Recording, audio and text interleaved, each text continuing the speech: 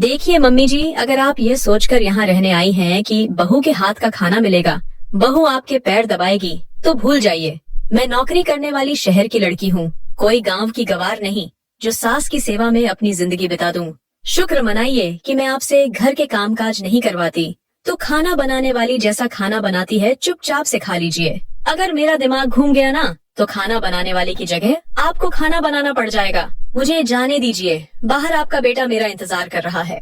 जरा रुको बहू, मैंने कब तुमसे कहा कि तुम मेरे लिए खाना बनाओ? पर किसी अच्छी काम वाली को तो रख लो। यह मीना बिल्कुल अच्छा खाना नहीं बनाती है। खाने में इतने मिर्च मसाले और तेल डालती है कि वह खाना हमसे खाया ही नहीं जाता।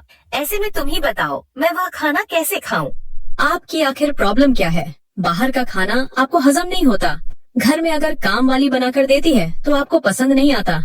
ऐसा कीजिए, कल से आप खुद ही खाना बनाइए। मैं फोन करके मीना को काम पर आने से मना कर देती हूँ। अब तो मैं जा सकती हूँ ना, क्योंकि मुझे बाहर का खाना हजम हो जाता है। बाहर गाड़ी में नेहा का पति संजीत उसका इंतजार कर रहा था। एक तो बाहर डिनर का प्लान बनाती हो, ऊपर से तैयार होने में इतना वक्त लगाती हो। मुझे समझ में नहीं आता तुम औरतों को तैयार होने में इतना वक्त क्यों लगता है। फालतू की बात मत करो। मुझे तैयार होने में कोई वक्त नहीं लगा था, बल्कि तुम्हारी माँ ने मेरा रास्ता रोक के रखा था। जब से आई है जीना हराम करके रखी है मेरा। इसीलिए मैं कहती थी कि उन्हें गांव में ही रहने दो, पर नहीं, तुम्हें तो दुनिया वालों की परी थी कि लोग क्या कहेंगे। और तुम्हारा प्लान का क्या हुआ? तुमने कहा था गांव की जमीन और घर बेचकर यहाँ फ्लैट लेंगे। आखिर हुआ क्या? उन्हें मीना के हाथ का खाना पसंद नहीं आता है। आप बताओ, अगर इसी तरह मैं काम वाली को निकालती गई तो कल को जब मुझे जरूरत होगी तो कोई भी काम वाली मेरे घर में काम करने नहीं आएगी। मैं मीना को कल फोन करके कह दूंगी कि जब माँ यहाँ से जाएगी तब वह वापस आए काम करने।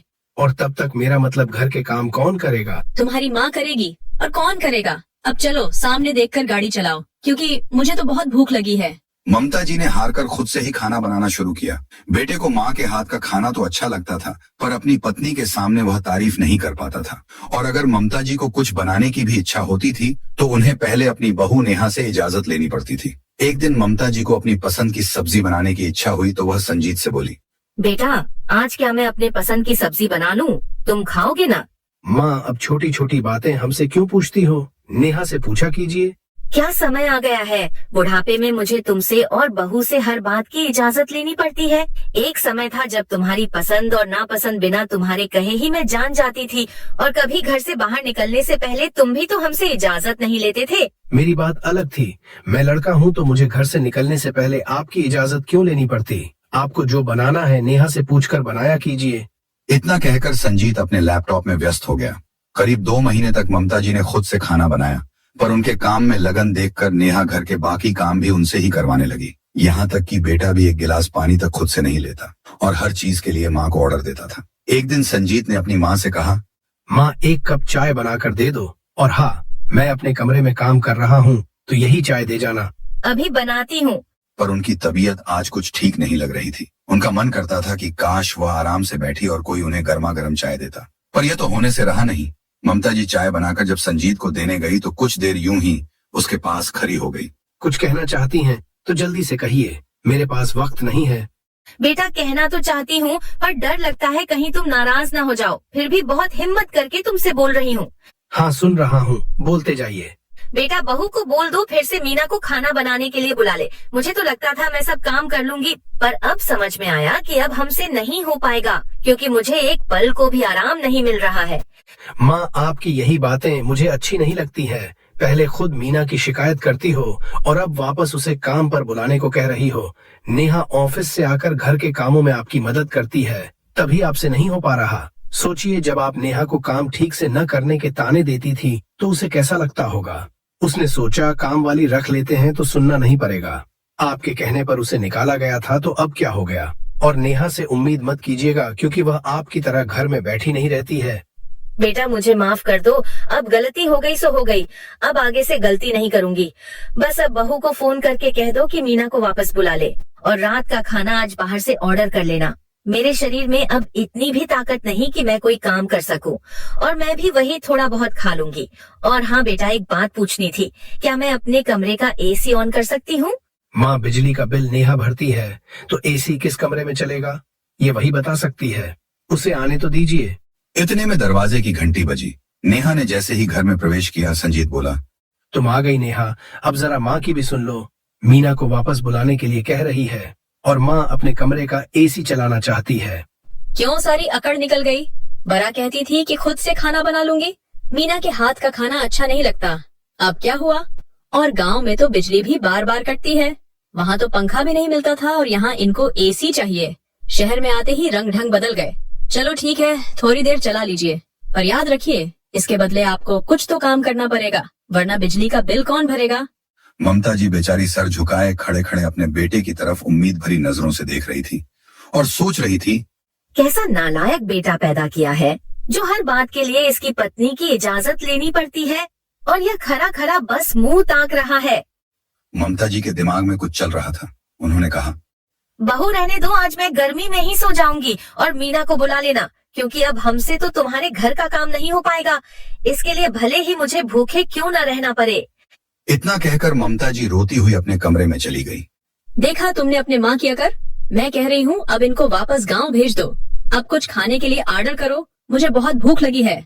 और रहने दो उन्हें भूखा, जब पेट में चूहे दौड़ेंगे तो सारी अकड़ ठिकाने आ जाएगी। सुबह मीना को रसोई में देखकर ममता जी को बड़ी राहत मिली। वहीं मीना ममता जी को देखकर मुंह बना रही थी। ममता जी ने मुस्कुराकर कही, मीना, अगर मेरी बात का बुरा लगा हो तो मुझे माफ करना। मैं नहीं चाहती थी कि मेरी वजह से मेरे जाने के बाद मेरे बच्चों को कोई तकलीफ हो, तो बस इनका ख्याल रखना। कहाँ जा रही है? वृद्धा आश्रम? वहाँ भी तो कोई ना कोई काम वाली ही खाना बनाती होगी। इतना कहकर नेहा हंसने लगी। संजीत ने हैरानी से अपनी माँ की तरफ देखा। क्या बात है माँ, आप कहाँ जाने की प्लानिंग में है? बेटा, मेरी वापसी टिकट करवा दो। अब मैं वापस गाँव जाना चाहती हूँ।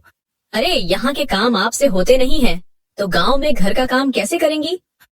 वहाँ मुझे बस अपने लिए 2 रोटी बनानी पड़ेगी, तो वह मैं बना लूंगी। संजीत सोच में पड़ गया।